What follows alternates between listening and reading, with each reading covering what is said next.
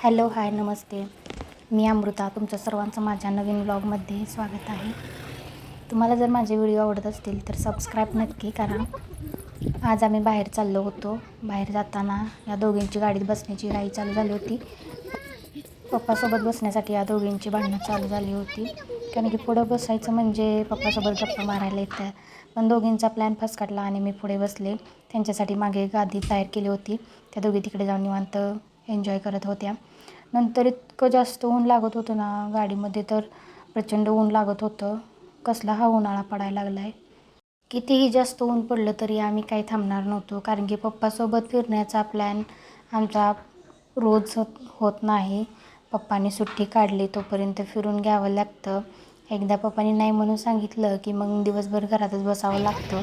आणि पप्पा चला म्हणल्यात तोपर्यंत जाऊन फिरून मस्तपैकी एन्जॉय करून घेतो आम्ही. आम्ही आलो होतो मायनीमध्ये. पहिल्यांदा तर आम्ही यांच्या आवडीचा वडापाव खाल्ला, नंतर पावभाजी मागवली. पावभाजी माझ्यासाठी मागवली होती. अचानकच मला आज पावभाजी खायची इच्छा झाली होती आणि इथली पावभाजी खूप छान भेटते. त्यामुळे पावभाजी घरी बनवण्यापेक्षा जास्त करून बाहेरच जाऊन खाल्लेली मला आवडते. नंतर आता आलो आहे म्हटल्यानंतर मायनीमध्ये छोटंसं काय म्हणतात त्याला, पार्क आहे. तिथं घसरगुंडी आहेत, लहान लहान मुलांसाठी खेळायच्या थोड्याशा गोष्टी आहेत. त्यांना इथं जायला खूप आवडतं. स्वरा मला वाटतं 4-5 महिने झाले त्यांना पार्कमध्ये घेऊनच आलो नव्हतो, कारण की माझी तब्येत सारखी बिघडते. त्यामुळं त्यांना घेऊन येणं खूप कठीण जात होतं. त्यामुळं आज वेळात वेळ काढून आज आम्ही त्यांना घेऊन आलो होतो. त्यांनी मस्तपैकी घसरगुंडी एन्जॉय केली.